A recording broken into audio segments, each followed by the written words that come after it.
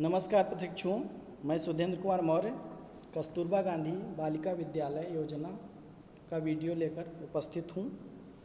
कुछ प्रशिक्षुओं की मांग थी कि इसका वीडियो आप अपलोड कीजिए, इसी क्रम में ये जारी है। कस्तूरबा गांधी बालिका विद्यालय योजना भारत सरकार द्वारा जुलाई 2004 में स्थापित की गई। ये उच्च प्राथमिक विद्यालय के रूप में थी। इसका संचालन सर्व शिक्षा अभियान SSA और NPEGEL national project of elementary girls education level के सहयोग से चलाया गया। भारत में कुल 3609 विद्यालय हैं।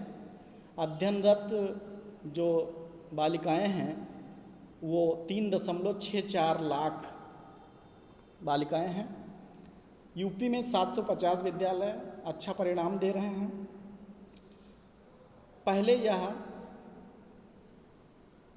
महिला समाख्या कार्यक्रम और सर्व शिक्षा अभियान से मिलजुल कर कार्य कर रहा था, लेकिन 1 अप्रैल 2007 को इसे सर्व शिक्षा अभियान के एक अलग घटक के रूप में विलय कर दिया गया।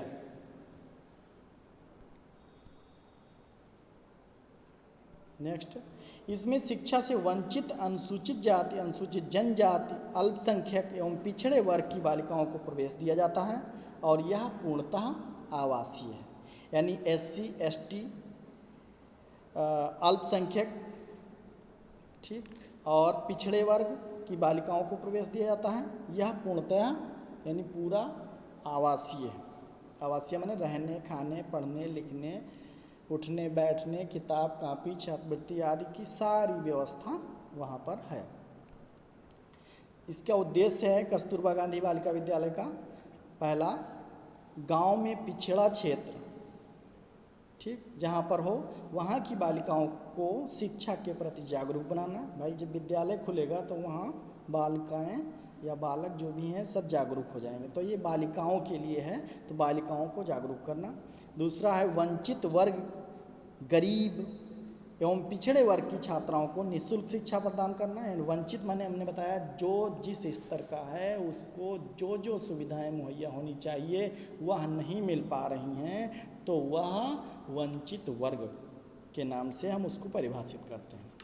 ठीक, जैसे किसी बालिका को, किसी बालक को शिक्षा का अधिकार है लेकिन शिक्षा से वो वंचित है, तो उसको शिक्षा क्षेत्र में वंचित वर्ग की संज्ञा देंगे। पिछड़े वर्ग की छात्राओं को निःशुल्क शिक्षा, इसमें निःशुल्क व्यवस्था है सारी, इसलिए निःशुल्क शिक्षा प्रदान करना।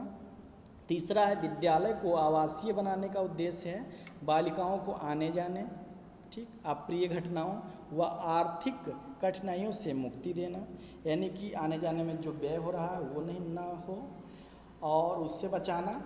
कोई अप्रिय घटना, दुर्गम क्षेत्रों में विद्यालय हैं तो वहाँ पे दूर दूर जाना पड़ता है, विद्यालय पास 3 किलोमीटर के अंदर नहीं थे, इसलिए अप्रिय घटनाएं भी घटित हो सकती थी, इसलिए उनको बचाने के लिए और बालिकाओं को आने जाने से मुक्ति देना इसका एक उद्देश्य था। चतुर्थ, जिन क्षेत्रों में विद्यालय नहीं हैं वहाँ की बालिकाओं को भी शिक्षित करना, इसका उद्देश्य है। पांचवा उद्देश्य है इसका साक्षरता दर या स्तर में वृद्धि करना। यदि बालिकाएं साक्षर हो जाएंगी, शिक्षित हो जाएंगी, तो भारत की साक्षरता दर में भी वृद्धि होगी, उनका लेवल ऊपर उठेगा। इसका पाठ्यक्रम जो है KGVY वाई से यहाँ योजना है का पाठ्यक्रम है 6 से 8 कक्षा तक की परिषदीय विद्यालयों के नियत पाठ्यक्रम, जो परिषदीय विद्यालयों में 6 से 8 तक का पाठ्यक्रम है, कैरिकुलम है, उसके अनुसार 3 वर्ष यानी 6, 7, 8 की शिक्षा देना। इसका सारांश इस प्रकार है। इसका शुभारंभ भारत सरकार द्वारा जुलाई 2004 में उच्च प्राथमिक विद्यालय के रूप में सर्व शिक्षा अभियान और NPEGEL के तहत चलाया गया। 1 अप्रैल 2007 को इसे सर्व शिक्षा अभियान से अलग करके एक अलग घटक के रूप में बना दिया गया। भारत में इस समय 3609 हैं विद्यालय जो कार्य कर रहे हैं। उत्तर प्रदेश में 750 विद्यालय जो अच्छा परिणाम दे रहे हैं। इसमें भारत में अध्ययनरत हैं 3.64 लाख बालिकाएं। इसका पाठ्यक्रम आपको बताया कि 6 से 8 वर्ष कक्षा 6, 7 और 8 तक का है, जो परिषदीय विद्यालय निर्धारित करता है। राज्य सरकार जो निर्धारित की है उस पाठ्यक्रम के अनुसार सिलेबस होता है, ठीक है। और केंद्र सरकार द्वारा ये स्थापित किया गया है, तो आप जानते ही हैं। इसकी स्थापना जो हुई है ब्लॉक स्तर पर हुई है, यानी कि हर ब्लॉक में जहाँ जो ब्लॉक पिछड़ा है वहाँ के लिए इसमें प्रवेश जो होता है SC, ST, अल्पसंख्यक और पिछड़ा वर्ग, इसमें उनको प्रवेश दिया जाता है 75% और 25% गरीबी रेखा से नीचे जीवन यापन करने वाले परिवारों की बालिकाओं को दिया जाता है। या उन विकास खंडों में खोला गया है जहाँ पे दुर्गम क्षेत्र हैं, दुर्गम माने कठिन, जहाँ कठिनाई से प्रवेश किया जा सके उसी को दुर्गम कहते हैं। जहाँ पिछड़ापन है, जहाँ बहुत पिछड़ा है, जहाँ शिक्षा की व्यवस्था नहीं तो पिछड़ा ही होगा, जहाँ शिक्षा का खासकर बालिका शिक्षा का प्रतिशत बहुत कम है, ठीक। उन बालिकाओं को शिक्षा दी जाती है जो दलित हैं। दलित माने जो दबी कुचली, वंचित माने हमने परिभाषित किया भी, वंचित माने जो अभावग्रस्त हैं, ठीक, जो बुनियादी सुविधाओं से वंचित हैं, जो जिनके पास बुनियादी सुविधाओं का अभाव है, ठीक।